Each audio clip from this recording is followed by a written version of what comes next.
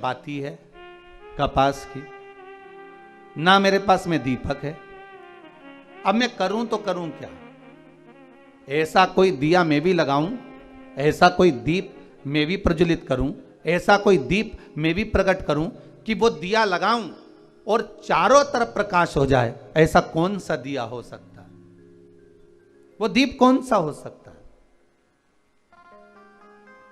आप भी विचार करिएगा कि हनुमान जी ने वो कौन सा दिया लगाया था जिसमें हनुमान जी के पास ना तो बाती थी, हनुमान जी के पास ना तो घी था, हनुमान जी के पास ना दिया था, और उसके बाद भी प्रकाश कर दिया था।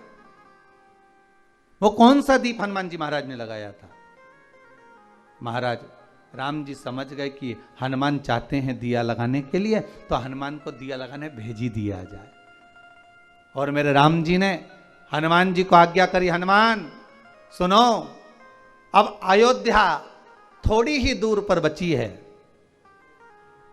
कुछ दूर पर अयोध्या बची है।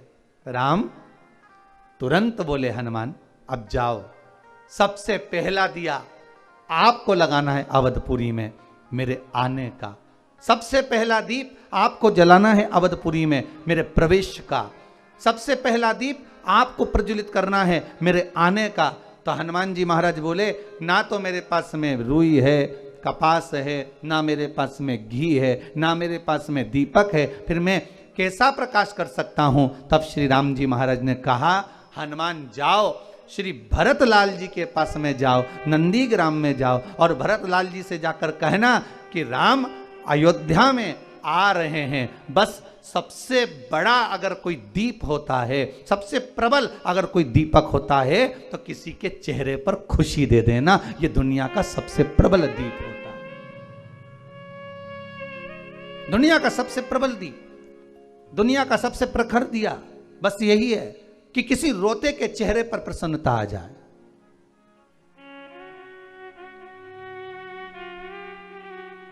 किसी रोते के चेहरे पर प्रसन्नता आ जाना, ये सबसे बड़ी खुशी का दीप है महाराज। हनुमान जी महाराज पहुंचे श्री भरतलाल जी के पास में। श्री भरतलाल जी तो भगवान के चरणों का स्मरण कर कर आज विचार कर कर बैठे थे कि 14 वर्ष पूर्ण हो गए, मेरे भैया नहीं आए, अब मैं प्राणों को त्याग दूंगा।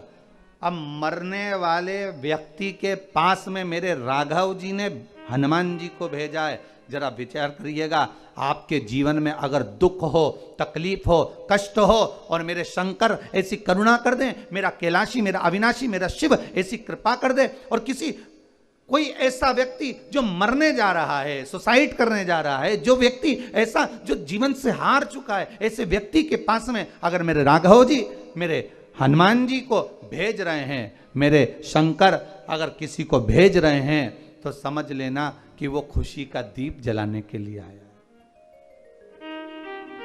प्रसन्नता का दीप जलाने। महाराज हनुमान जी ने ना तो कपास था महाराज, ना तो कपास, ना घी था, और ना दीप था, फिर भी हनुमान जी ने एक दिया जला ही दिया। वो दिया कौन सा था? खुशी का दिया। काय का दीप है वो? प्रसन्नता का, वो खुशी का दीप है। जो श्री हनुमान जी महाराज, भरत जी महाराज जो जा रहे थे प्राणों को त्यागने के लिए, अभी तक मेरे राघव जी नहीं आए, अभी तक मेरे राम जी नहीं आए। बस भरत जी महाराज का प्राण त्यागने का समय आ गया कि अब मैं इन प्राणों को नहीं रखूंगा, क्योंकि राघव के बिना मैं प्राण कैसे रख सकता हूं, राम जी के बिना कैसे रख सकता हूं, क्या करूं मैं इस प्राणों का। और भरत जी महाराज आज अपनी कुटिया से बाहर निकलकर प्राणों को त्यागने के लिए जब जाने लगे, इतनी देर में श्री हनुमान जी महाराज वहीं पर प्रकट हो गए, और प्रकट होते से कहा, कहाँ जा रहे हो प्रभु? कहा, मेरे प्रभु का इंतजार कर कर कर थक गया, अब मैं अपने प्राणों को त्यागना चाहता हूँ। हनुमान जी महाराज ने ना कपास था, ना घी था, ना दिया था, पर भरत जी के चेहरे पर जो रो रहे थे, प्राण त्यागने जा रहे थे, श्री हनुमान जी महाराज ने उनको प्रसन्नता का दीप दे दिया कि मेरे राम जी माता जानकी को लेकर, लखनलाल को लेकर लंका को जीतकर मेरे राघव जी आ रहे हैं। बस ये प्रसन्नता का दीप भरत लाल जी को लगा और ऐसा दिया भरत जी के हृदय में जला कि भरत जी महाराज ने पूरी अवधपुरी में घी के दीप लगवा दिए। पूरी अवधपुरी में सबसे पहला दिया दीपावली का अगर किसी ने लगाया था तो श्री हनुमान जी महाराज ने लगाया था। वो प्रसन्नता का दिया, काय का दीप है वो? प्रसन्नता का। श्री हनुमान जी महाराज अगर पहला दीप लगाना है दीपावली का, अगर कोई आपसे पूछे कि दीपावली का सबसे पहला दिया किसने जलाया था, दीपावली का सबसे पहला दीप कौन प्रकट करा था, तो आप कह सकते हो हनुमान जी महाराज ने दीप जलाया था दीपावली का सबसे पहला। और वो प्रसन्नता का दीप था। उसमें ना कपास थी ना घी था, उसमें ना बाती थी और ना कोई दिया था। उनके पास में तो केवल एक शब्द के एक अनमोल घृत था, शब्दों का एक कपास था, शब्दों का एक दिया था, जो केवल एक रोने वाले के पास में जाकर कह दिया कि तुझे ये प्रसन्नता मिल रही है, राम जी आ रहे हैं। उसी तरह परमात्मा है, उसी तरह मेरा शिव है, उसी तरह मेरा भगवान नारायण है, उसी तरह माता लक्ष्मी है। आप किसी के रोते हुए के चेहरे पर, आप किसी रोने वाले व्यक्ति के जीवन में अगर थोड़ा सा भी सुख प्रदान करते हैं और उसके चेहरे पर अगर प्रसन्नता आ जाती है, समझ लेना कि राम स्वयं आपके घर में लक्ष्मी को भेज दिए हैं। आपके घर में स्वतः लक्ष्मी आ गई। भगवान राम जी महाराज के आने की प्रसन्नता का दीप श्री हनुमान जी महाराज ने भरत जी के इन श्रवण रूपी दिए में दे दिया है। महाराज आपसे भी निवेदन है, महाराज आप दिया लगाएं ना लगाएं ये आपके ऊपर है, पर किसी रोते हुए के जीवन में प्रसन्नता का दीप एक बार जरूर लगाएं। सबसे बड़ी फुलझड़ी, सबसे बड़ी आतिशबाजी, सबसे बड़ा दीप अगर कुछ है तो किसी रोते हुए के चेहरे पर प्रसन्नता ला देना। महाराज किसी रोते हुए के चेहरे पर प्रसन्नता प्रदान कर देना। देखिए आज दीपावली का महापर्व है।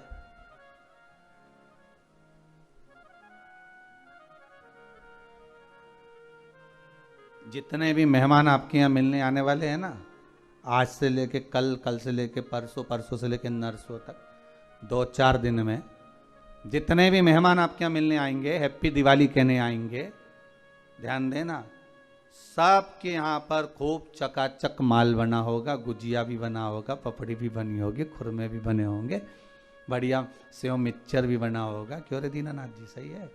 तो माल तो सबके यहाँ बना होगा। और जितने लोग कथा सुन रहे हो, आप आस्था चैनल के माध्यम से या फेसबुक यूट्यूब के माध्यम से गुजिये, पपड़िया, खुरमे, खाजा, कुछ मीठा पुआ आदि आदि सामग्री तो आपके यहाँ भी बनी है। और जो आएगा आप उसके सामने पूरी थाली रख भी दोगे ना, तो वो थोड़ा सा उठाकर खाएगा और खाकर जब जाएगा तो तुम्हारी बड़ाई करने वाला नहीं है, यही कहेगा हमारे यहां जैसे गुजिया तो इसके यहां बने ही नहीं है। जो खाकर जाएगा ना तो ये जरूर कहेगा कि हमारे यहाँ जैसा नहीं बना, हमारे यहाँ जो चकली बनी थी, हमारे यहाँ जो मठरी बनी थी, हमारे यहाँ जो चक्की बनी थी, हमारे यहाँ जो मोहन थाल बना था, हमारे यहाँ जो लड्डू बना था, उसके जैसा तो बना ही नहीं है। हो कितना ही खिलाओ फिर भी वो यश नहीं गाएगा। पर शिव महापुराण में बारंबार एक बात आई है कि मेरे भगवान शंकर के विवाह में शिव जी ने किसी को नहीं बुलाया था, वो तो भगवान नारायण सबको लेकर आ गए थे। पर शंकर जी ने अगर किसी को बुलाया था तो उनको बुलाया था जिनको किसी ने नहीं बुलाया था। भूत, प्रेत, डाकनी, पिशाचनी आदि कादिक जो जिनको कोई नहीं बुलाता उनको श्री शिव जी ने बुलाया। तो निवेदन है, खाए हुए व्यक्ति को अगर कुछ खिलाओगे ना तो वो यश नहीं गाएगा, पर जो भूखा है ना, जिसको जरूरत है, जिसने कभी गुजिया लिया ही नहीं हो, खाया ही नहीं हो, जिसने कभी पपड़िया ना खाई हो, जिसने कभी खुरमा ना खाया हो, जिसने कभी चकरी ना खाई हो, अगर आप उसको कुछ खिला रहे हो, उसको अगर कुछ पवा रहे हो, तो उसके चेहरे की जो प्रसन्नता होगी, उसके चेहरे का जो सुख होगा, वही फुलझड़ी है, वही आतिशबाजी है, और वही सही मायने में घी का दीप है, वही दीप है।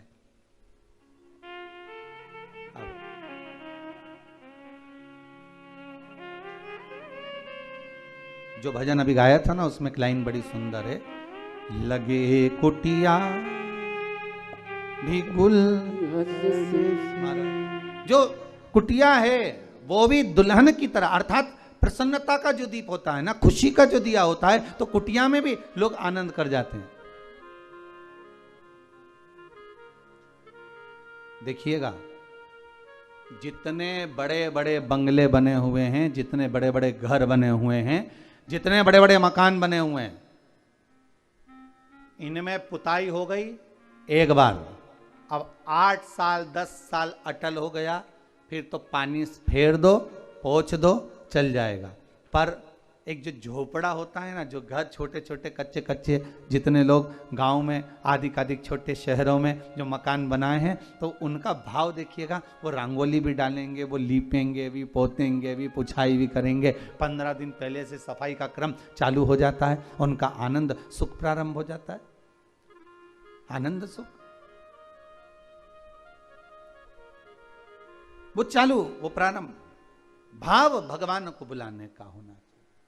और एक निवेदन आप सबसे है, लक्ष्मी मैया का अगर आज आप पूजन कर रहे हो, भगवान शंकर की कृपा से, क्योंकि मेरे भगवान विष्णु को भी अगर लक्ष्मी किसी ने दी थी तो किसने दी है? मेरे नारायण को अगर लक्ष्मी किसी ने दी है तो मेरे भगवान शिव ने प्रदान करी है। किसने दी है? भगवान शिव। नहीं तो माता लक्ष्मी की माता ख्याति देवी तो लक्ष्मी जी को भगवान शंकर को दे रही थी,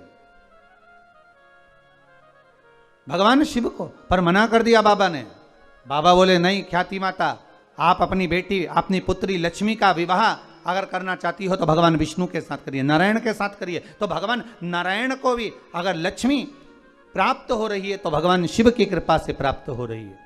तो निवेदन आपसे भी है कि भगवान शंकर का स्मरण करना। दीपावली का पर्व है, घर में जब शाम के समय आप लक्ष्मी का पूजन कर रहे हो, भगवान शंकर का अनुमोदन कर रहे हो, भगमाता लक्ष्मी को अपने घर में प्रवेश करा रहे हो, तो नमः शिवाय पंचाक्षर मंत्र का स्मरण करिए, श्री शिवाय नमस्तुभ्यम का स्मरण करिए, श्री गणेश जी महाराज का स्मरण करिए, और तब लक्ष्मी की पूजन करने बैठिए। और माता लक्ष्मी का पूजन करते समय आपके मन में यह भाव प्रबल आना चाहिए कि माँ, हमने जो पूर्व में गलती करी, हमने जो पुरानी गलती करी हो सकता है कि हम आपका सम्मान नहीं कर पाए हो सकता है आप हमारे दरवाजे पर आई हो, हम आपका आदर ना कर पाए हो, पर माँ आज क्षमा मांगते हैं, ऐसी कृपा। इसलिए आपको पहले भी शिव पुराण में कहा, पंचाक्षर मंत्र नमः शिवाय बोल लेने से सारे दोष, सारी गलतियां क्षमा हो जाती है, समाप्त हो जाती है, मात्र पंचाक्षर मंत्र। और आप अगर भगवान भूत अधिपति भगवान शंकर का स्मरण कर कर, पंचाक्षर मंत्र का स्मरण कर कर अगर आप पूजन में बैठ रहे हैं, लक्ष्मी पूजन कर रहे हैं, तो ये पक्का है अगर हमसे कुछ त्रुटि हो भी गई तो भगवान भोलेनाथ उसको क्षमा कर देंगे। और माता से निवेदन करना, हे लक्ष्मी मैया, हे वैभव लक्ष्मी, हे माता अष्टलक्ष्मी, हे माँ संतान लक्ष्मी, धान्य लक्ष्मी, वैभव लक्ष्मी, प्रतिष्ठा लक्ष्मी, यश लक्ष्मी, कीर्ति लक्ष्मी, आरोग्य लक्ष्मी, संतान लक्ष्मी, हे माँ ऐसी कृपा करिए, आप हमारे घर से रुष्ट होकर ना जाइएगा। ये घर, ये परिवार, ये सब आपका है, सब आपका, ये किसी दूसरे का नहीं। मां, पूजन करते समय माता लक्ष्मी से जरूर कहें, मां 4 साल हो गए, 2 साल हो गए, ये 2 वर्ष जो ये कोरोना महामारी